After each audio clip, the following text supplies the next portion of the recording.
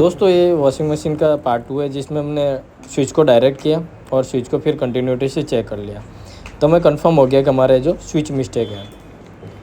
और दोस्तों ऐसी और वीडियो देखने के लिए हमारे चैनल को लाइक और सब्सक्राइब करें। फिर हमने स्विच के नीचे एक उसकी लेंथ छोटी पड़ रही थी, तो हमने जुगाड़ करके उससे एक फेविक्विक से एक छोटा सा प्लास्टिक का टुकड़ा चिपका दिया और उसको पैक कर दिया। फिर हमारी मशीन है जो बराबर हमें वर्किंग करने लगी। स्विच को चेक कर लिया हमने ईजी वे में, और उसके बाद हमने वायरिंग को पैक कर लिया कम्प्लीटली, जिससे अंदर पानी न लगे। ये विशेष तौर से ध्यान रखें दोस्तों। इसके बाद में पीछे वाला ढक्कन लगाया और हमने वॉशिंग मशीन को चालू करके चेक कर लिया कम्प्लीटली। हमारा ढक्कन है जो बराबर काम कर रहा था।